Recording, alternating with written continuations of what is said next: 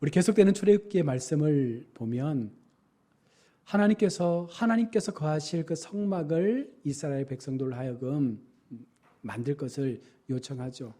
오늘 본문의 이 말씀도요, 어떻게 보면 하나의 설계도의 일부분이라 말할 수 있습니다. 집을 짓기 위해서는 설계도가 필요한 것처럼 하나님께서 거하실 성막을 지을 때에 하나님의 세세한 그 명령대로 이렇게 하라고 말씀을 합니다. 오늘 본문에도요, 언약궤와 상과 등잔대와 제단을 만들라라는 말씀들이 기록되어 있습니다. 이 말씀은 우리가 앞에서 봤던 말씀과 많이 중복되죠. 앞에서도 계속해서 언약궤, 또 등잔대, 제단을 만드는 것들에 대해서 계속해서 말씀을 드렸는데요. 오늘 본문에는 좀 다른 차이가 있다면 여기에는 누가 그것을 만들었는지에 대하여 하나님은 그 이름을 언급하고 있습니다. 하나님은 성막을 만들 때 있어서 한 사람의 이름을 말씀하는데 바로 부살렐입니다. 1절에서 하나님은요, 부살렐이 조각목으로 궤를 만들었더라라고 하면서 이 말씀이 시작이 되어집니다.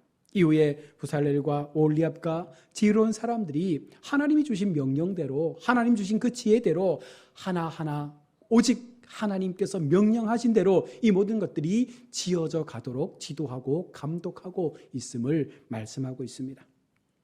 우리 삶 역시 마찬가지겠죠. 가정이든 교회든 하나님께서 세우신 목적에 따라 그 목적이 하나님의 뜻에 합당하게 세워져 가도록 우리는 우리의 집을 세우고 우리의 마음의 성전을 세우고 우리의 가정을 세우고 우리의 기업들을 세워가야 하는 것입니다. 여기에 어떠한 것도 우리의 생각과 세상의 가치가 들어가서는 결코 하나님의 뜻에 부합할 수가 없다는 것입니다.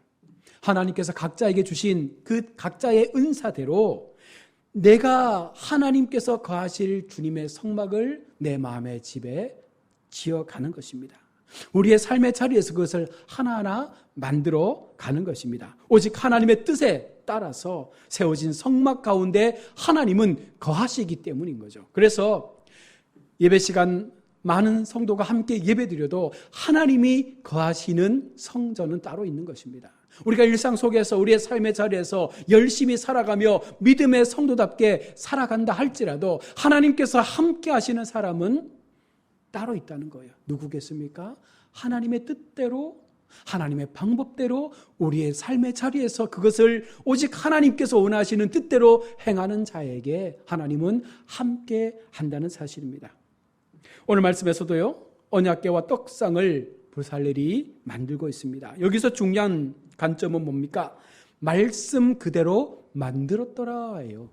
우리 인생에서 성도로서 가장 중요한 것은요, 하나님께서 내게 말씀하여 주셨을 때에 그 말씀대로 내가 행하느냐 안 행하느냐, 이게 정말 중요한 관점이죠. 우리가 하나님의 일을 함에 있어서 정말 중요한 것은 개인의 생각, 개인의 사고, 세상의 지혜, 세상의 가치, 세상 사람들이 말하는 그 진리를 가지고 우리가 이야기하는 것이 아니라 이것이 하나님께서 말씀하신 것이 맞느냐, 이것이 하나님께서 내게 요청하고 있는 것이 맞느냐, 이것이 중요한 거예요. 그래서 우리는 하나님의 말씀 앞에 순종하는 순종의 삶을 주님은 요청하고 있는 것입니다. 성경에서도 순종이 제사보다 낫다라고 말했습니다. 아무리 하나님 앞에 열심히 예배 드린다 할지라도 그 속에 진정한 하나님을 향한 순종의 모습이 없으면 그 제사 자체가 의미가 없는 거예요. 하나의 형식에 불과한 것입니다. 그러하기에 우리는 하나님 앞에 하나님이 원하시는 방법대로의 우리의 삶의 성막을 지어가야 할 것입니다. 그래야 그곳에 하나님께서 머무시게 됩니다. 하나님의 일은요, 하나님께서 이루어 가시죠. 다만 하나님의 말씀에 순종하는 한 사람 한 사람을 찾으셔서 그 사람을 통하여 하나님의 일은 계속해서 확장되고 확장되는 줄로 믿습니다. 그래서 하나님은요, 날마다 누구를 찾으시는 거예요? 하나님의 마음에 합당한 사람, 다윗처럼 내 마음에 합당한 사람을 하나님 찾으시는 겁니다. 그 형들처럼 인물이 뛰어나고 외모가 잘나고 키가 크고 뭔가 좀 덩치 있고 뭔가 일할 것 같은 그런 사람이 아니라 하나님 편에 그 중심이 합당한 사람, 하나님 앞에 그 마음이 순적한 사람, 하나님 앞에 온전히 하나님을 신뢰하며 하나님의 뜻을 이룰 수 있는 사람, 하나님은 그런 사람들을 찾으셔서 일하시고 그들을 통하여 세상을 바꾸어 간다는 것이죠. 그렇다면 나는 어떤 사람일까요? 나는 하나님 앞에 합당한 사람이겠습니까? 우리는 그런 사람이 되도록 더 믿음으로 우리의 신앙을 세워가야 하는 것입니다. 오늘 본문에서도요, 하나님은요, 신실한 사람들을 통해서 언약궤를 만들고 있습니다. 자, 그러면 오늘 본문에서 만들어가고 있는 언약궤가 어떤 의미겠습니까? 바로 언약궤는요, 하나님의 언약을 상징하는 그 두 돌판이 담겨 있는 궤가 언약궤입니다. 앞서 보았듯 언약궤는요, 성막 기구를 만드는 것 중에 가장 첫 번째로 등장합니다. 이것은 모든 기구 중에 가장 중요하다라고도 우리가 볼 수 있죠. 가장 중요하기 때문에 가장 먼저 이것을 만들라라고 말씀을 합니다. 왜 언약궤가 중요할까요? 그것은요, 하나님께서 이 언약궤 속에서, 언약궤 위에서 내가 너희를 만날 것이다라고 약속하셨기 때문입니다. 하나님은요, 언약궤 앞에서 내가 너희를 친히 만날 것이다라고 약속의 말씀을 주셨습니다. 다시 말하면 만남의 장소입니다. 하나님과 만남의 장소. 옛날 이산가족 찾기를 하면서 우리가 만남의 광장에서 남북이 서로 모여서 그 만남의 시간을 가질 때 모든 방송들이 그것을 보여주면서 정말 수십 년 만에 만났던 그 가족들이 좋아서 얼싸안고 행복했던 그 모습들을 우리가 기억하지 않습니까? 하나님은 지금 언약궤 앞에서 내가 너희를 만날 것이다. 이 만남의 장소에서 내가 너희를 찾을 것이다. 내가 여기에서 너희를 만나는 기쁨을 찾을 것이다. 그렇게 말씀하시면서 이곳이 우리에게 얼마나 중요한지를 말해주고 있는 것입니다. 성막의 가장 핵심이 무엇입니까? 하나님의 임재거든요. 그곳은 우리가 하나님을 만날 수 있는 장소입니다. 하나님께서 우리를 만나고 싶어서 그곳에 오시겠다라고 말씀하고 있습니다. 그러니 얼마나 이곳이 중요한 장소이겠습니까? 언약궤의 특징은요, 궤 안에 하나님께서 직접 써주신 10계명의 두 돌판이 그 속에 담겨 있습니다. 하나님의 말씀이 담겨 있다는 것은 무엇을 우리 가운데 전하고 있는 것입니까? 언약의 말씀, 곧 약속이 그 속에서 이루어진다는 거예요. 하나님을 만나고 그 언약궤 앞에서 하나님을 우리가 경험할 수 있을 때 하나님의 약속이 우리의 삶을 통하여 실현되어진다는 것입니다. 우리가 그곳에서 하나님을 만난다는 것은요, 하나님의 약속을 통하여 우리의 모든 것들이 회복되어질 수 있음을 말하는 것입니다. 만나면 고침받고, 만나면 회복되어지고, 만나면 변화될 수 있는 역사가 바로 하나님께서 머무시는 그 성막의 가장 핵심인 이 언약궤 가운데서 이루어진다는 것을 우리 가운데 말씀을 하고 있습니다. 또 하나는 언약궤를 덮는 덮개입니다.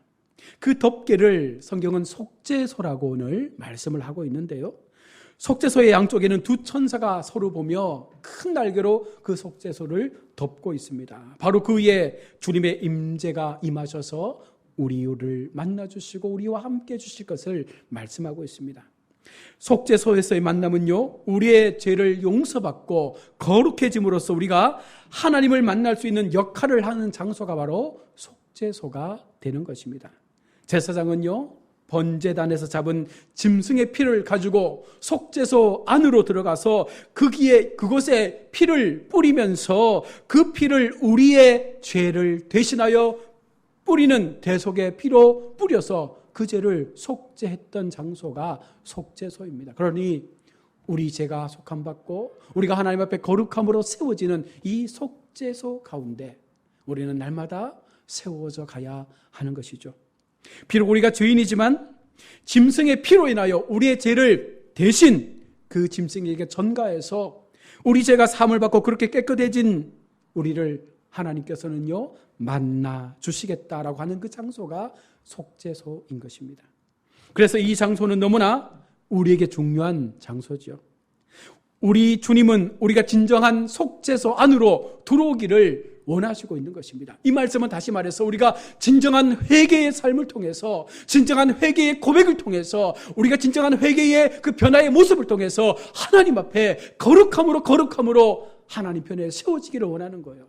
그래야 주님을 만날 수 있기 때문입니다. 예수 그리스도의 피를 의지해서 우리가 예수 그리스도 안으로 들어가면 우리는 진정한 하나님과 연합되어지는, 하나님과 하나 되어지는 그 속죄소의 은혜를 우리가 경험하게 되는 것입니다. 우리가 예수님 안에 거한다라고 말할 때에 단순히 성소 밖에서 주님을 만나는 것을 이야기하는 것이 아닙니다. 지성소 안까지 들어와서 속죄소에서 진정으로 주님을 만나는 것이 우리가 예수 그리스도 안으로 들어간다는 것을 반증하는 것입니다. 이것이 우리가 예수 그리스도 안으로 들어가는 진정한 의미가 되는 것입니다. 머물러 있는 것이 아닙니다. 그냥 그 주변에 서성거리는 것이 아닙니다. 예수님 안 깊숙한 곳에 들어가서 예수의 피를 통하여 우리가 전심으로 하나님과 이제는 하나 되었음을 고백하며 날마다 그 은혜 속에 거하며 살아갈 수 있는 진정한 회개의 삶을 살아가야 하는 것이죠. 다음으로 이제 조각목으로 상을 만드는 작업이 계속적으로 이제 이어지고 있습니다. 10절부터 16절에서 하나님은 이제 상을 만들 것을 이야기하고 있습니다. 이 상은요, 진설병을 올려놓는 떡상이라고도 우리가 알고 있습니다. 진설병 상에는 어떤 의미가 담겨 있겠습니까? 바로 영어로는요, 이 진설병을 하나님의 얼굴이라는 단어로 사용하기도 합니다. 다시 말하면 하나님의 얼굴이라는 것은 우리가 그 속에서 하나님의 얼굴을 배우는 거예요. 앞서 말씀드린 것처럼 하나님을 만났을 때에 사실 우리 모두가 그 당시 하나님을 만나면 다 죽을 수밖에 없는, 죽어야 되는 그런 존재들이었습니다. 그러나 우리가 거룩함을 입고 하나님의 자녀가 되고 하나님의 그 속죄선으로 들어가서 예수의 보혈의 피를 힘입는다면 이제는 우리가 하나님의 얼굴을 배울 수 있는 은혜 앞에 세워지게 되는 것입니다. 하나님의 임재를 우리가 직접적으로 경험할 수 있는 놀라운 하나님의 사랑 앞에 세워지게 된다는 것입니다. 떡상도 하나님을 만난다라는 그 의미를 담고 있는 것이죠. 그렇기에 진설병 또한 하나님과의 만남을 의미합니다. 요한복음 6장 35절 말씀해 보시면 예수께서 이르시되 나는 생명의 떡이니 내게 오는 자는 결코 줄이지 아니할 터이요 나를 믿는 자는 영원히 목마르지 아니할 것이라. 여기에 말씀하시는 생명의 떡이 바로 예수님 자신을 말씀하고 있는 것처럼 이것이 바로 구약시대의 떡상 위에 올려진 진설병을 의미하고 있는 것입니다. 말씀 되신 하나님께서 우리 가운데 오셔서 우리가 그 말씀을 먹을 때에, 우리가 그 말씀을 우리의 삶으로 날마다 받아들일 때에 바로 하나님께서 우리의 삶에 오셔서 우리가 영원토록 줄이지 않도록, 영원토록 목마르지 않도록 우리 인생의 주인 되셔서 우리의 필요를 공급해 주시는 하나님으로 우리와 동행해 주실 것을 약속하고 있는 것입니다. 오늘 우리도 어쩌면 하나님 앞에서 성막을 지어가는 삶을 살고 있는 사람들입니다. 작게는 내 마음의 성막을, 크게는 하나님 내게 맡겨주신 가정에서, 일터에서 아름다운 그 하나님의 성막을 지어가며 내가 머무는 그 모든 것이 하나님의 임재가 거하실 수 있는, 내가 밟고 내딛는 모든 땅이 하나님의 임재가 임할 수 있는 그와 같은 모습으로 우리는 날마다 하나님의 성막을 지어가야 한다는 것입니다. 그러나 명심해야 할 것은 모든 것 다 중요하지만 보다 더 우리가 놓치지 말아야 할 것은 하나님을 만나야 한다는 사실을 기억해야 합니다. 하나님을 만나는 그 만남 없이는 우리 어떤 것도 변화받을 수 없는 거예요. 하나님을 진정으로 만나지 않고서는, 진정한 속죄소 안에서의 하나님의 거룩한 은혜를 경험하지 않고서는 우리는 절대로 어떠한 것도 온전히 행할 수가 없는 것입니다.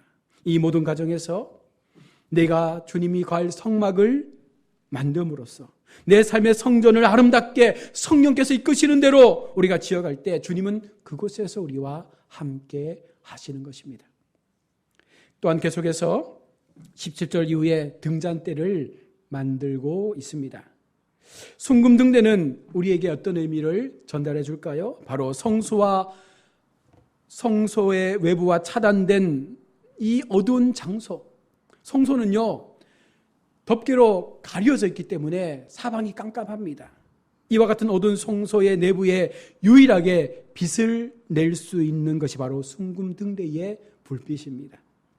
제사장은 하나님께서 맡기신 그 일들을, 속죄 일을 감당하게 하여 하나님의 성소로 들어갈 때에 아무것도 보이지 않습니다. 오직 등잔대에서 비춰주시는 그 빛을 바라보며 그 속에 들어가서 하나님의 속죄의 제사를 드리는 것이죠.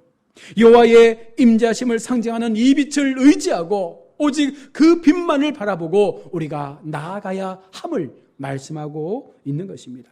여러분, 우리가 세상을 살아갈 때에 우리는 어쩌면 눈은 보이지만 영적인 장님의 삶을 살고 있는지 모릅니다.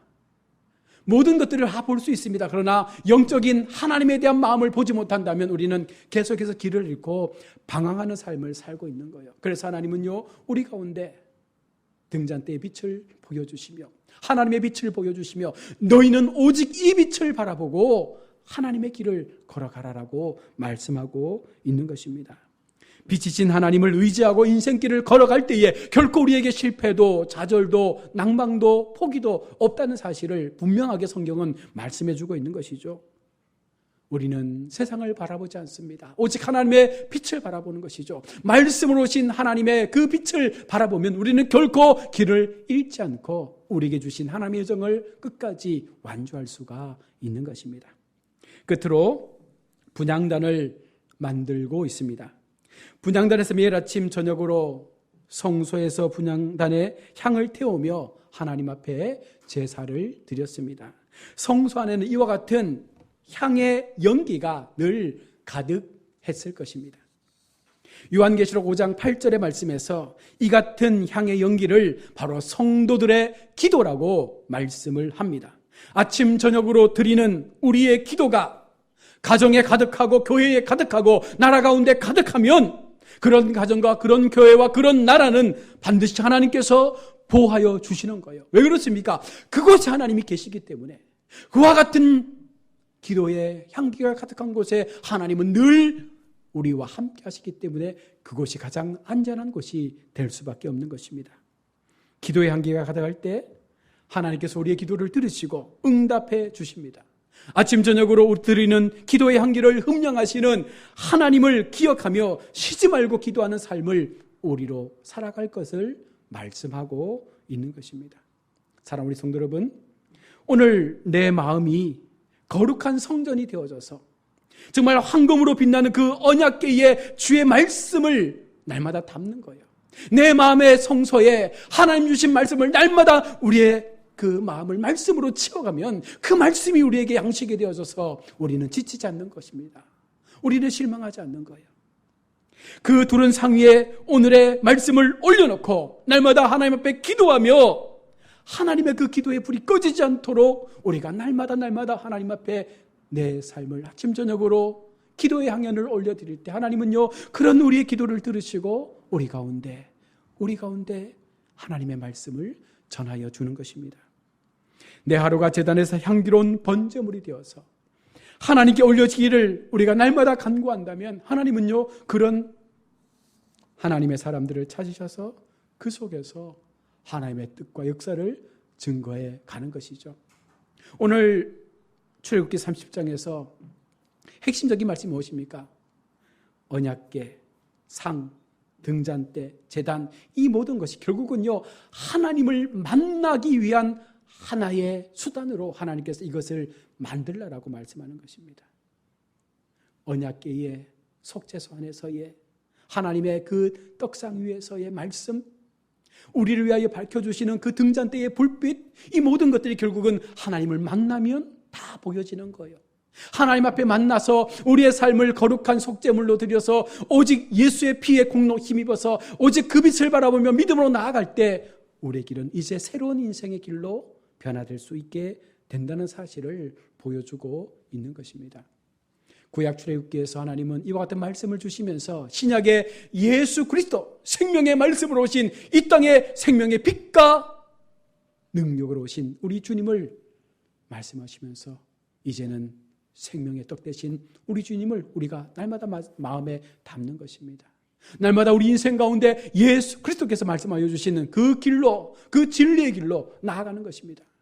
내가 곧 길이요 진리요 생명이니 나로 말미암지 않고는 아버지께로 올 자가 없다 말씀하신 하나님의 그 말씀 우리가 붙잡고 이제는 예수님과 함께 거룩한 성소를 우리의 마음에 세워서 이제는 예수님의 거룩한 피로 담대하게 주님의 얼굴을 배울 수 있는, 하나님의 얼굴을 배울 수 있는 그 은혜의 자리 앞에 나가게 될 때 여러분, 우리 인생은요 놀라운 변화의 역사를 경험하게 되는 것입니다. 바로 그 한 사람, 하나님께서 이름 불러가며 만들어가시는 주님의 역사에 필요한 도구로 우리 모두가 사용되어지길 원합니다. 수많은 사람들이 주님의 곁에 머물렀지만 하나님은 특별한 그 한 사람 한 사람들의 이름을 부르셨고 그 이름들을 기록하셨고 너희도 그들과 같이 하나님을 향한 삶을 살아갈 것을 요청하고 있는 것입니다. 그래야 우리가 진정으로 주님 앞에 내 삶이 부끄럽지 않고 나를 구원해 주신 하나님의 그 은혜가 부끄럽지 않게 되는 줄로 믿습니다.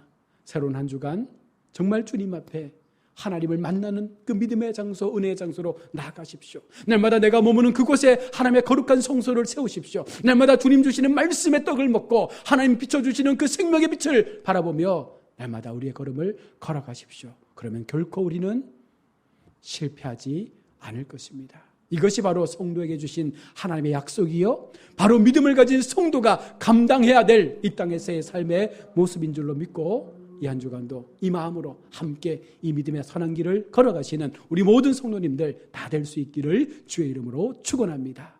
아멘.